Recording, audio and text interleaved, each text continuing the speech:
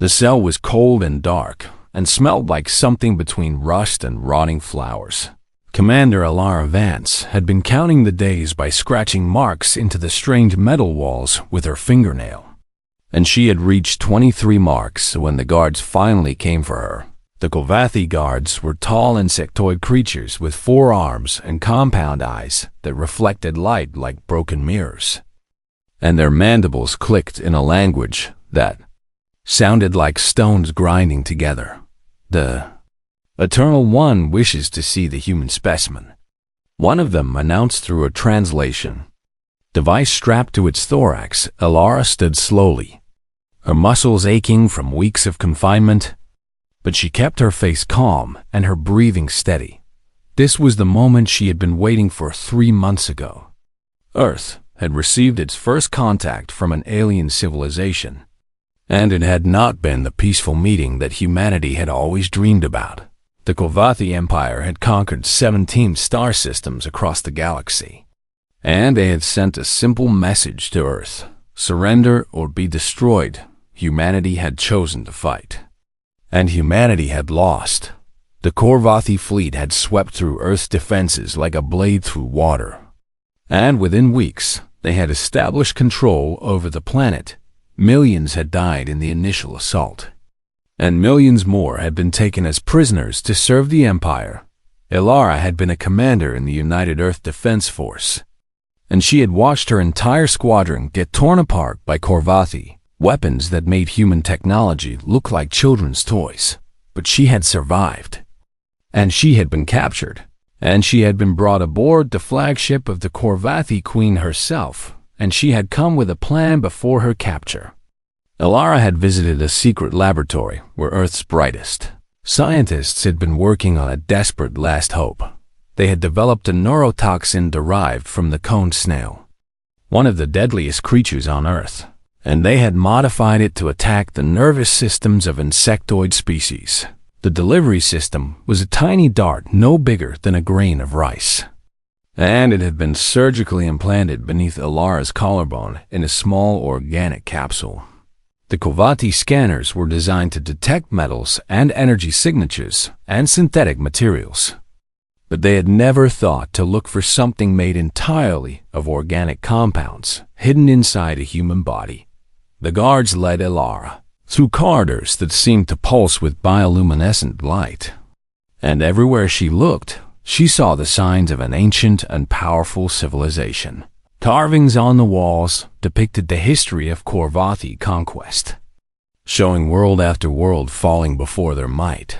She saw images of the queen leading her armies, her form towering over her subjects, her eyes burning with cold intelligence.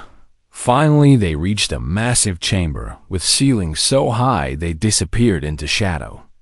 And at the far end sat a throne made of something that looked like crystallized starlight.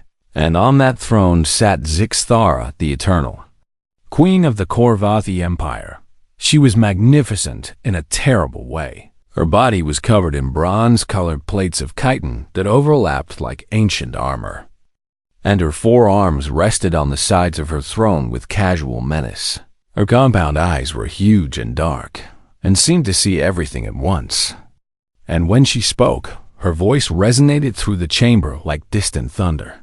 So this is the human who killed 14 of my warriors before she was captured, the queen said, her words translated by the devices that every Kovathi wore. Alara stood straight and refused to bow. I killed 16, she corrected. But I understand if your soldiers were too embarrassed to report the full number. A ripple of angry clicking spread through the guards. But the queen raised one of her hands, and silence fell immediately. Interesting, Zixthara said. And she rose from her throne and began to descend the steps toward Alara. Your species is weak and short-lived, and technologically primitive. Yet you produce individuals who fight with such ferocity. We fight for our home, Alara said, and for our families and for our future. Your future belongs to the Empire now, the queen replied. And she continued to approach until she stood directly before Alara, up close. Alara could see the intricate patterns etched into the queen's carapace, and she could smell something like ozone and honey emanating from the alien body.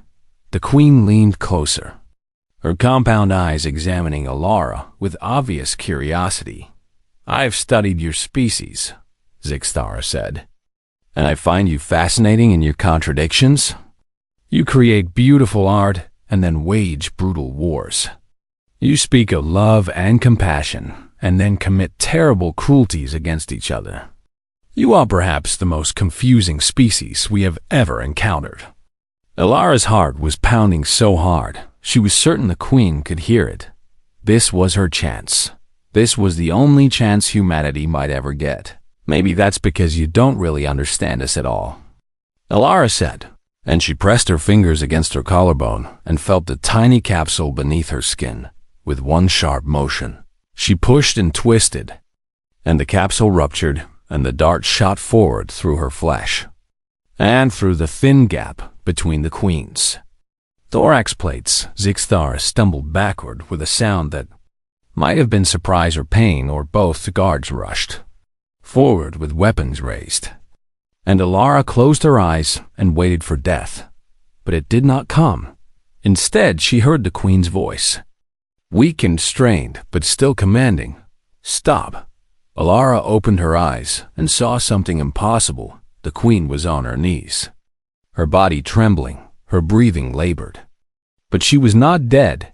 The toxin should have killed her within seconds, should have shut down her entire nervous system before she could even fall, but she was still alive. "This one," Zixtara gasped, her eyes fixed on Alara with an expression that was impossible to read. "This one stays with me. No one touches her." The guards froze in confusion, their weapons still pointed at Alara, but their instinct to obey the queen overriding their desire for revenge. Alara stood there in shock as the queen collapsed fully to the ground, and medical personnel came rushing into the chamber. She had failed the mission. Had failed, and somehow, impossibly, she was still alive as they dragged her away to a new cell. Alara could not stop thinking about the look in the queen's eyes. It had not been anger or hatred or even pain.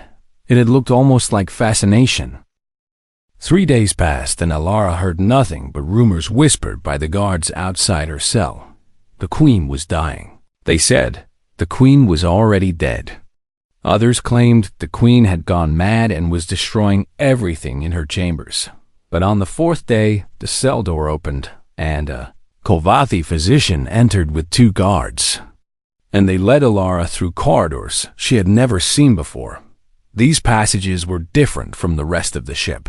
The walls were covered in soft bioluminescent moss that pulsed gently like a heartbeat, and the air was warm and humid and smelled like a forest after rain. They stopped before a door that was guarded by 6 of the largest Korvathi warriors Alara had ever seen. And the physician clicked something in their language, and the door slid open. Inside was a chamber filled with soft light and strange plants and pools of water that steamed gently in the warmth, and in the center of it all, resting on a bed of woven fibers, was the queen. But she was not the same queen Alara had attacked 4 days ago. Her bronze carapace was gone, replaced by smooth new chitin that shimmered with colors of violet and deep blue and silver. She looked smaller somehow, more streamlined. And when she turned her head to look at Alara, her compound eyes seemed brighter and more focused than before. "Leave us," the queen commanded, and the guards and physician retreated without question. Alara stood alone with the creature she had tried to kill, and she did not know what to say or do. "You are confused," Zixtara said, and her voice was different too, clearer and less harsh. "I am also confused, which is not a feeling I have experienced in many centuries. You should be dead." Alara finally said. "Yes," the queen agreed. "I should be.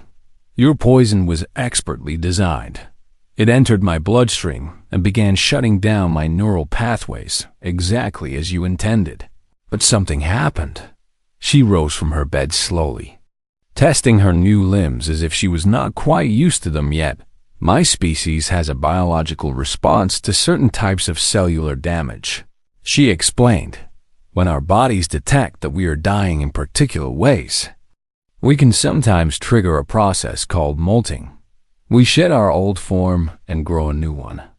It is extremely rare and extremely dangerous, and most who attempt it do not survive. But you did, Elara said. I did, the Queen confirmed. And I have emerged changed in ways I am still trying to understand. She walked slowly around Elara, examining her from every angle, as if seeing a human for the first time. The toxin burned through my old neural pathways, Zixthara continued. And when new ones grew to replace them, they grew differently. I can think more clearly now than I have in 800 years. It is as if a fog has lifted from my mind. Elara did not know how to respond to this information. She had expected to die as a martyr for humanity. And instead, she had somehow made the alien queen stronger. Why am I still alive? She asked. The Queen stopped her circling and stood directly in front of Elara. Because you fascinate me. Zixthara said simply, you knew that attacking me would mean your death. You had no escape plan, no rescue coming, no hope of survival. And yet you did it anyway. I had to try, Elara said. My people were going to be enslaved, and I had to try. Yes, the Queen said. And there was something in her voice that sounded almost like respect. That is exactly what I mean. My species does not act unless we have calculated the odds and determined that victory is assured. We do not take risks that are almost certain to fail. We do not sacrifice ourselves on the smallest chance of success. But you do. She turned away and walked to a pool of water, staring down at her own reflection. I have ruled the Korvathi Empire for 847 years, she said. I have conquered 17 star systems and brought hundreds of species under my control. I have never been challenged in a way that truly threatened me, and I have never been surprised. She looked back at Elara with those bright compound eyes. You surprised me. A single human with a tiny dart and no hope of escape surprised me in a way that nothing has in centuries. And now I want to understand how. What makes your species so willing to fight against impossible odds? What makes you able to hope when hope is foolish? What makes you so desperately, stubbornly alive? Elara felt something shift in the room. Some change in the dynamic between them that she could not quite identify. I am not going to execute you, the Queen continued. I am not going to send you back to the cells. Instead, you are going to stay here, in chambers near my own. And you are going to teach me. Teach you what? Elara asked. Everything. Zixthara said, I want to understand humanity. I want to understand what I have been missing. And I want to understand why. When I look at you, I feel something I have not felt in longer than I can remember. What is that? Elara asked, her voice barely above a whisper. The Queen was silent for a long moment before she answered. Curiosity, she said. Real, genuine curiosity. The desire to learn something new, to grow, to change. I had forgotten what that felt like.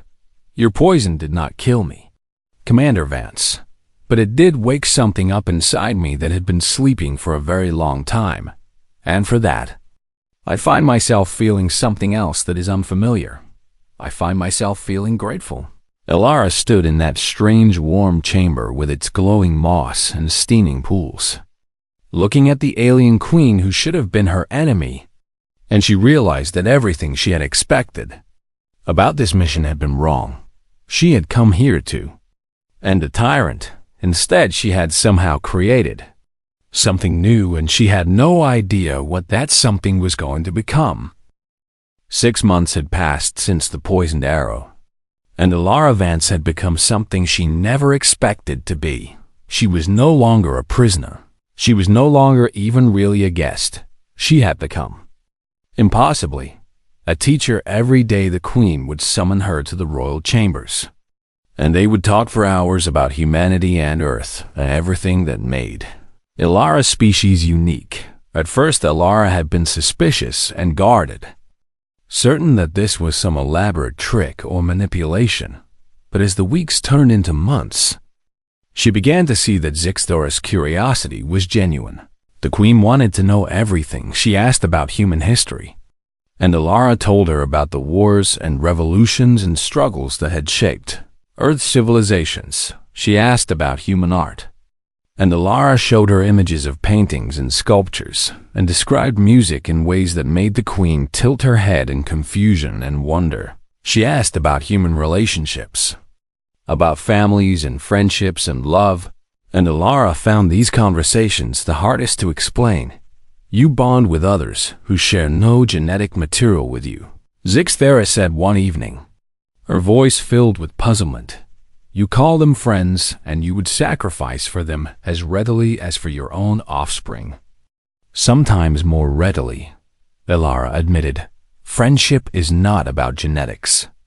It is about choosing to care for someone and having them choose to care for you in return. Choosing. The Queen repeated the word as if it was foreign to her. Among my people, bonds are formed through obligation and hierarchy. We do not choose our connections. They are determined by our position and our function. That sounds lonely, Ilara said before she could stop herself. The Queen was silent for a long moment. I have never thought of it that way, she finally said, but perhaps you are correct. Perhaps it is lonely. As the months passed, Ilara watched the Queen change in ways that went beyond her physical transformation. Zixthera began questioning things she had accepted for centuries. She asked why the Korvathi conquered instead of cooperating. She asked why they destroyed cultures instead of learning from them. She asked what the point of building an empire was if that empire brought nothing but fear and resentment. You have ruled through terror, Ilara told her during one of their conversations. You have made every species in the galaxy fear you. But fear is not respect, and it is not loyalty. The moment you show weakness, they will turn on you. Then, what should I do instead? The Queen asked. And Ilara realized with shock that she was genuinely asking for advice. Lead through something other than fear. Ilara said, give people a reason to follow you that does not involve threatening them. Show them that the Korvathi can be partners instead of masters. That would require changing everything about how my empire functions. Zixthara said, yes, Ilara agreed. It would. Are you saying that change is impossible? The Queen considered this for a long time. No. She finally said, I'm saying that change is frightening. But you have taught me that sometimes the most frightening things are the most necessary. The first real sign of change came when the Queen ordered the invasion fleet to halt its advance on the remaining free human territories. Her admirals were confused and her generals protested. But Zixthara silenced them with a look that reminded everyone that she was still the Eternal One. Still the ruler who had crushed 17 star systems beneath her will. We will not proceed with the conquest of Earth, she announced to her council. Instead, we will open negotiations. Negotiations, one of her admirals sputtered. With prey. They are not prey, the Queen said. And her voice carried a warning that made even the bravest Korvathi fall silent. They are a species with much to teach us. We will learn from them. And perhaps they will learn from us. But the days of conquest are over. The news spread through the ship, and then through the fleet, and then through the entire empire. The Eternal Queen had changed. No one knew why, and no one dared to ask. But Ilara knew. She knew because she had watched it happen. One conversation at a time, one question at a time, one small moment of connection at a time, and she knew something else too. Something she was not ready to admit even to herself. She had changed as well. She had come to the flagship as an assassin filled with hatred and desperation. But somewhere along the way, that hatred had faded. She had begun to see Zixthara not as a monster, but as a person.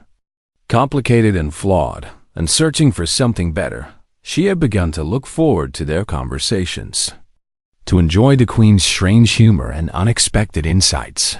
She had begun to feel something that she could not quite name one night. As they sat together watching the stars through a massive viewport, the Queen spoke without looking at her. "I have been thinking about what you said," Zixthara said, "about fear and respect and loyalty.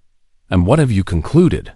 Alara asked. "I have concluded that I do not want you to fear me," the Queen said. "I want something else from you. Something I have never wanted from anyone before." Alara's heart began to beat faster. "What do you want?" she asked.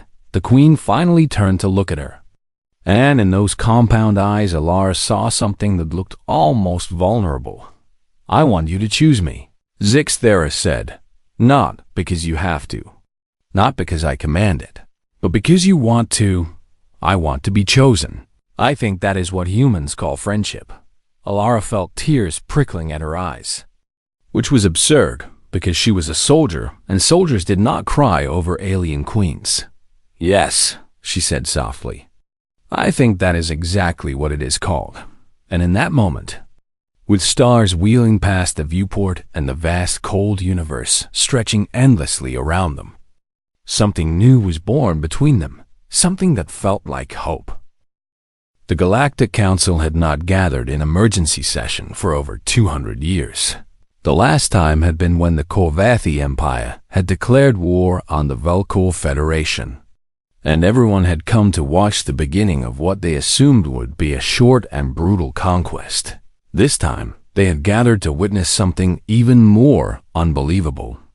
The Korvathi Queen was releasing her conquered territories.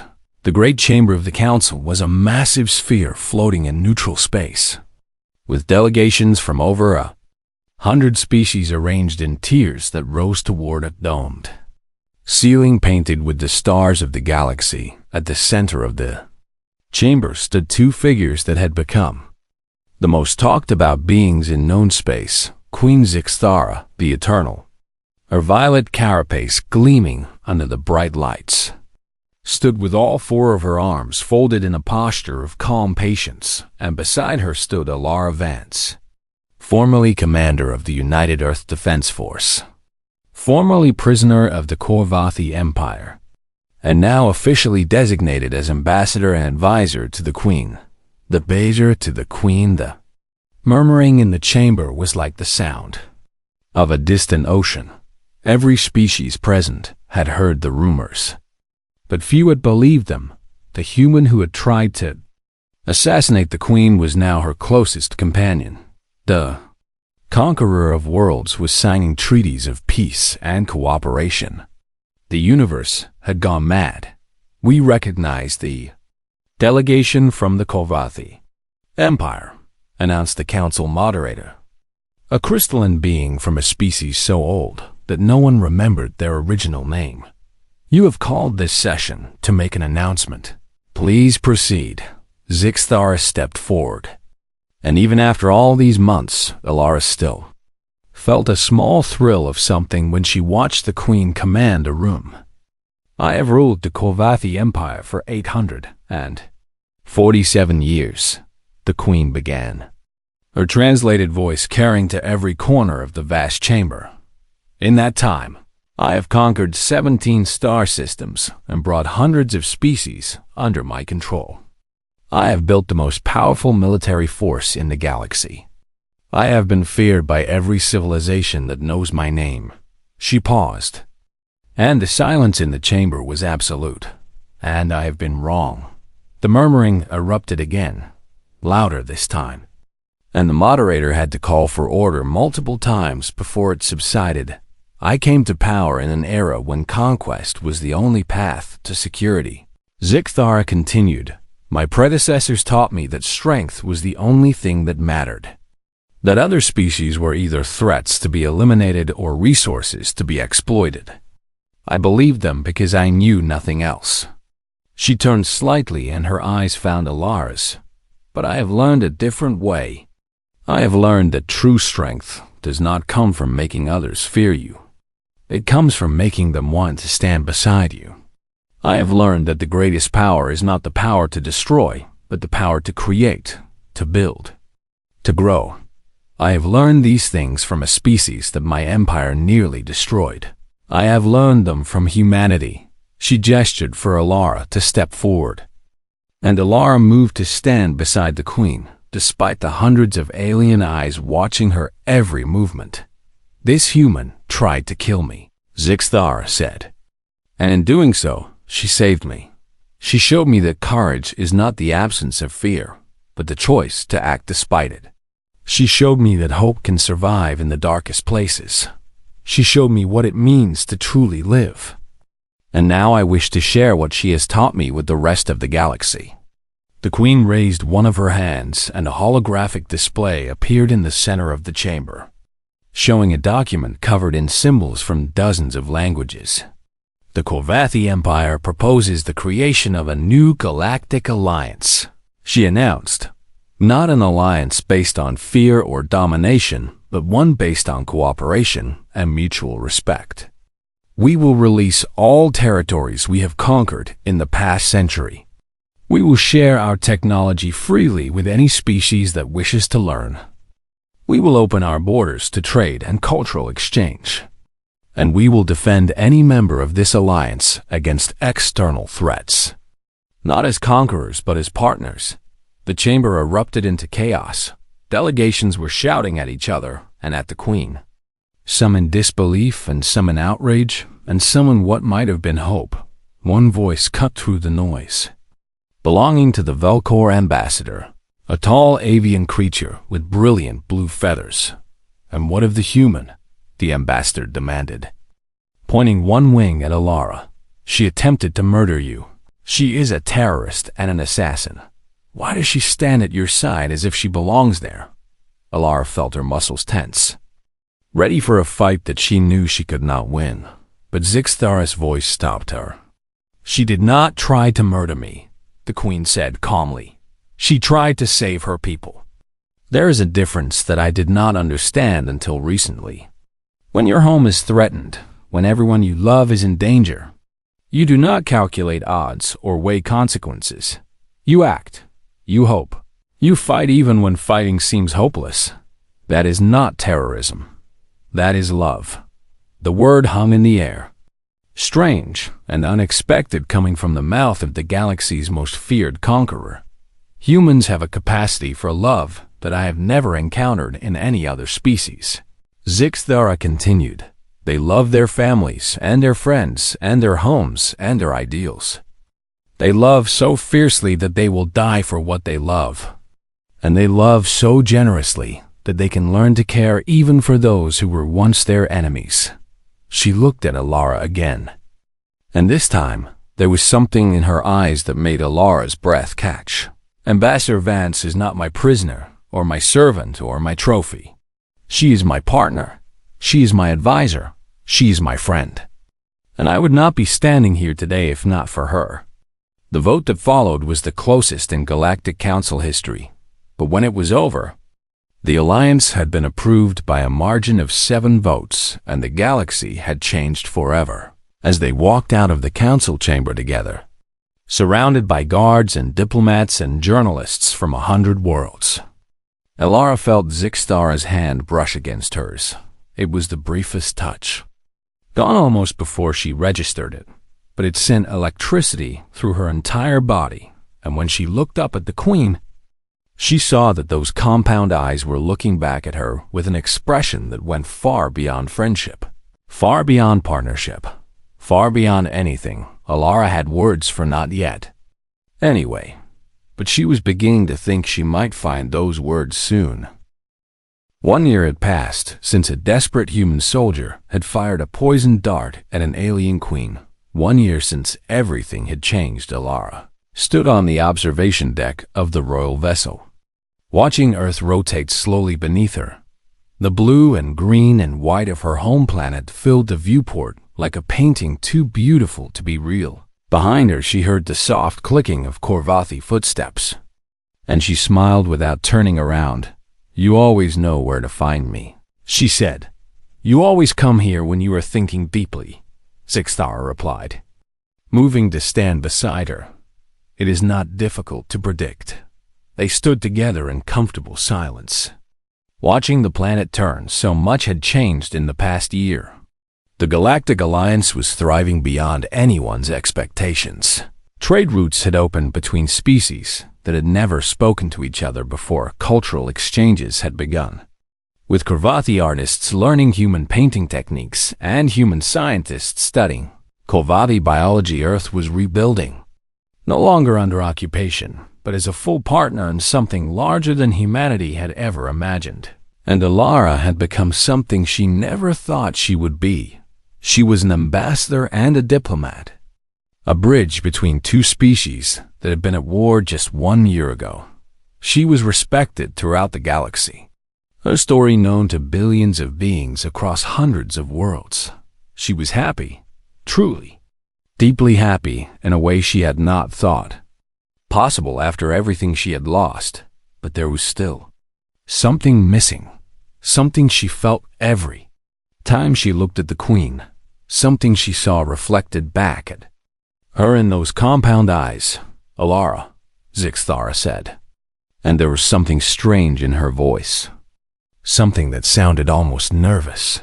Alara turned to look at her and was surprised to see the Queen shifting her weight from one leg to another. A gesture she had learned was the Korvathi equivalent of fidgeting. What is wrong? Alara asked. Nothing is wrong.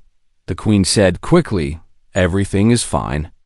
I simply have something I wish to discuss with you. Then discuss it. Alara said with a small smile. The Queen took a breath, which was unusual because Korvathi did not normally breathe the same way humans did.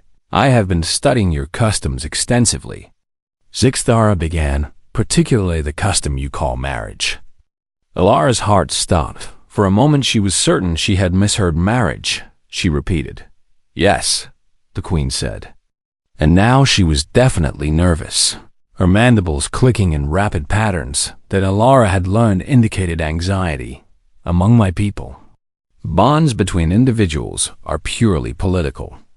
They are arrangements made to secure alliances or ensure the continuation of important bloodlines. There is no emotion involved. There is no choice. She paused. And when she continued, her voice was softer. But humans do things differently. You bond with each other not because you must, but because you wish to. You choose a partner and you promise to stand beside them through all the challenges that life brings. You call this love, Zix, Alara whispered, using the shortened name that only she was allowed to use. I have been thinking about this for many months. The Queen continued. I have been trying to understand what I feel when I am with you, and I believe I have finally found the correct human word for it. She reached into a compartment on her belt and withdrew something small that glinted in the starlight. It was a ring. The band was made of interwoven metals that shifted color as they caught the light. And at the center sat a gem that pulsed with soft bioluminescence, glowing with the same violet shade as the Queen's new carapace. I am told that in human custom, one partner asked the other to join their lives together. Zixthara said, I am also told this is typically done by kneeling, which my anatomy does not easily permit. But I have prepared 17 ceremonial declarations that I believe cover all the traditional requirements. Alara laughed. She could not help it. It burst out of her like sunlight breaking through clouds. And for a moment the Queen looked alarmed. Have I done something incorrectly? Zixthara asked. No, Alara said, still laughing, tears forming in her eyes. No. You ridiculous, wonderful, impossible creature. You have done everything perfectly. She stepped forward and took the ring from the Queen's hand. Looking at it closely, the craftsmanship was exquisite, clearly the work of the finest Korvathi artisans. But the design was unmistakably human in its style. You had this made for me. Alara said, I did. The Queen confirmed. I consulted with human jewelers and studied thousands of examples. I wanted it to be worthy of you. I have not yet completed my ceremonial declarations. There are still 16 remaining. You do not need them, Alara said. And she slipped the ring onto her finger where it fit perfectly.